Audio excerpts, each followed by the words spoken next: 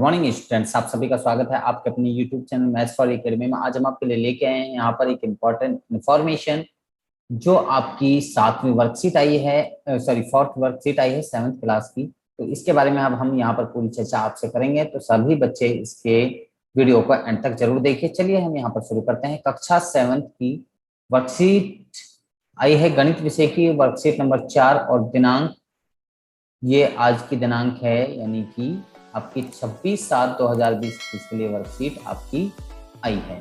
तो चलिए अब हम यहाँ पर आपको बताते हैं। अगर विद्यार्थी का नाम आ जाएगा यहाँ, कक्षा अध्यापक का नाम या फिर विषय अध्यापक का नाम आप लिख सकते हैं।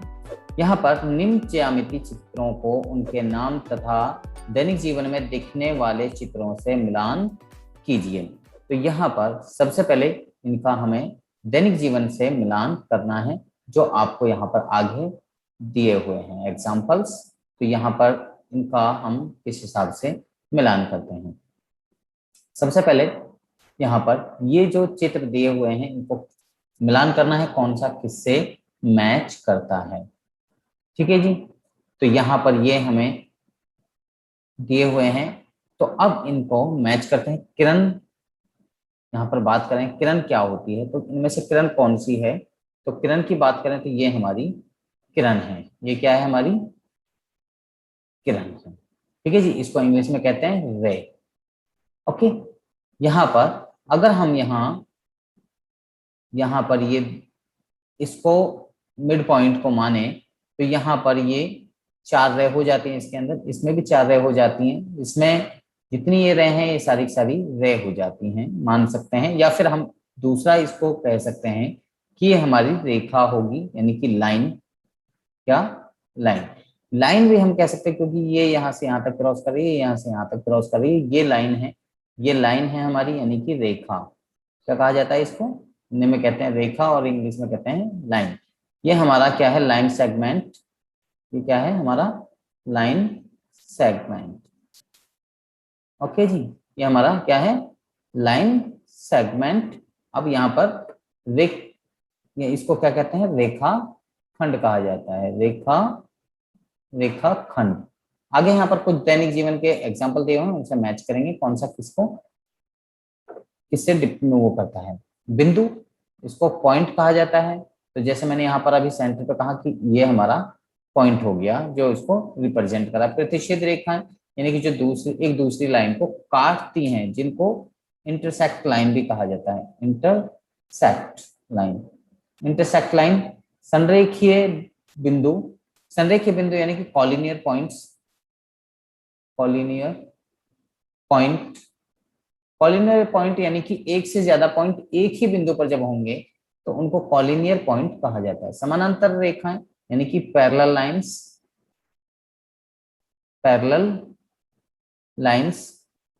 लाइंस। लंबवत रेखाएं,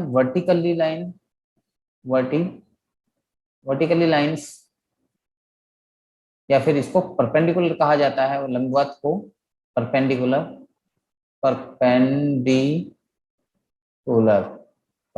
लाइंस। संगामी, जहां दोनों लाइनें आकर मिलती हैं, उस पॉइंट को एडसेंट पॉइंट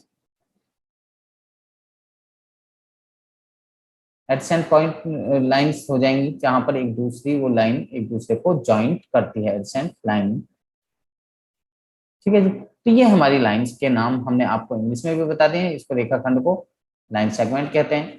तो ये सारी की सारी हमने आपको एग्जांपल बताती हैं। ये हमारी संरेखीय लाइन है, यानी कि जब एक ही लाइन पर एक से ज्यादा पॉइंट हो और वो लाइन को मिलाएं तो कॉलिनियर लाइन, संरेख वो बिंदु जो है संरेखीय बिंदु कहलाएंगे, कॉलिनियर पॉइंट्स कहलाते हैं। ठीक है जी। ये संरेखीय बिंदु हो जाएंगे। लंबवत रेखा, यहाँ पर ये लंबवत है, ये परपेंडिकुलर यानी कि यहाँ पर 90 का एंगल बना रहे हैं। ये इसकी भी बात करें तो यहाँ पर भी ये थोड़ा सा तिरछा है, ये 90 नहीं बना रही है, तो ये परपेंडिकुलर नहीं, ये हमारी परपेंडिकुलर है। ये पैरेलल हो जाएगी हमारी, ये क्या हो जाएगी, ये हमारी पैरेलल यानी कि समानांतर हो जाएगी, ये हमारी पैरेलल लाइन हो जाएगी। ठीक है जी। ये परपेंडिकुलर हो गई हमारी लंबवत, ये वाली इससे मैच करती है। ठीक है जी। ये हमारी रेखाखंड इससे मैच करता है। लाइन की बात करें तो ये वाला जो है हमारा इससे मैच करता है। तो इस तरीके से ये हमारा इससे मैच कर, तो हम इनको आराम से बता सकते हैं। ये हमारा यानी कि प्रतिच्छेद करता है, तो ये हमारा इससे मैच कर जाएगा। ये प्रतिच्छेद कर रहे हैं एक दूसरे बिंदु को, तो यहाँ पर ये भी एक दूसरे को प्रतिच्छेद कर रहे हैं, तो ये भी हमारा ये हो जाएगा। तो इस तरीके से हम इनको आराम से बता सकते हैं। तो चलिए हम आगे आपको और बताते हैं। ये हमने इंग्लिश और हिंदी में दोनों में आपको इनके नाम बता दिए हैं। अब यहाँ जो तारों की बात की जाती है, ये जो तार हैं ये हमारे क्या होते हैं, ये हमारे होते हैं ये समानांतर होते हैं, समानांतर, ये हमारे समानांतर होते हैं ये वाले। ठीक है जी, ये हमारे समानांतर। अब ये बात करें, ये क्या है, ये हमारी जो टॉर्च की लाइट है, ये मैंने आपको पहले भी बताई, ये क्या है, किरण है। इसकी बात करें, रोड की बात करें, तो रोड हमारा जो है ये हमारा होता है यानी कि एक रेखा के तौर पे हम इसको मान लेते हैं। क्या मान लेते हैं, एक रेखा हम इसको मान लेते हैं, यानी कि रेखा मान लेते हैं। ठीक है जी, ये हमारी क्या है, ये हमारी किरण। ठीक है जी, ये हमारा एक दूसरे को क्रॉस कर रहा है, यानी कि क्रॉस बन रहा है, तो ये प्रतिच्छेद हो जाएगा, प्रतिच्छेद। ठीक है जी, ये एक दूसरे पे यहाँ पर पॉइंट पर, इस पर यानी कि सारे ये पॉइंट हो जाएगा हमारा ये वाला हिस्सा जो है, और यहाँ पर ये सारी की सारी लाइनें एक दूसरे को मिल रही हैं, यानी कि समगामी रेखाएं हो जाएंगी, ये सारी की सारी एक दूसरे पर यहाँ पर आकर ये ज्वाइंट हो रही हैं। तो इस तरीके से जो एग्जाम्पल हैं ये इनके हमने आपको बता दें किसको क्या कहा जा सकता है। तो चलिए आगे और हम चलते हैं। आगे यहाँ पर कुछ एग्जाम्पल्स यहाँ और दिए गए हैं, इनका हम आंसर्स यहाँ पर देते चलेंगे। यहाँ पर हमारे लिए पिक्चर दी गई है, यहाँ पर दिए गए वृत्त को देखकर निम्न प्रश्नों के उत्तर खाली स्थान में लिखें। बिंदु ओ, बिंदु ओ क्या है, ये हमारा बिंदु ओ है, ये क्या है हमारा यहाँ पर सेंटर यानी कि केंद्र है हमारा, ये क्या है, केंद्र। और इसके बारे में अगर हम बात करें तो ये हमारा पॉइंट होगा, यानी कि बिंदु होगा ओनली। ठीक है जी, इसको हम पॉइंट कहेंगे, इंग्लिश में पॉइंट, केंद्र है हमारा ये।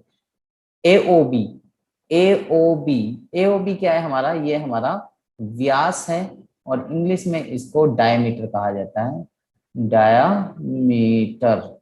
ये डायमीटर है हमारा, यानी कि एक सरल रेखा, रेखा की बात करें तो ये हमारी दो एंड पॉइंट हो जाएंगे यहाँ पर, ये और ये दो एंड पॉइंट हो जाएंगे। तो ये हमारा क्या हो जाएगा, जो हमने ऊपर बताया है। तो इसके अगर हम रेखाओं के अनुसार देखेंगे तो रेखा खंड हम इसको कह सकते हैं। आगे एसी, एसी हमारी यहाँ से यहाँ ये क्या है हमारी, ये हमारी जीवा है, और ये भी हमारा रेखाखंड ही होगा, रेखाखंड होगा। ओसी, ओसी की बात करें तो ओसी भी यहाँ से यहाँ तक की लाइन है, ये हमारी त्रिज्या है, ये हमारी क्या है, त्रिज्या, जिसको इंग्लिश में कहा जाता है रेडियस। ये हमारी क्या है, रेडियस है, ये हमारी रेडियस है। जीवा को हम कॉर्ड कहते हैं इंग्लिश में, कॉर्ड, जीवा को कॉर्ड कहते हैं। ये त्रिज्या रेडियस है, और इसको अगर हम बात करें तो ये भी हमारी रेखाखंड है, ये भी हमारा रेखाखंड है, यानी कि तीनों तीनों अगर हम रेखाओं में बात करें तो ये रेखाखंड हमारा होगा। अगला रेखाखंड ए बी, रेखाखंड ए बी वृत्त को दो बराबर भागों में बांट रहा है। ए बी वृत्त को दो बराबर भागों में बांट रहा है, बिल्कुल। प्रत्येक आधे भाग खालिस्तान कहलाता है।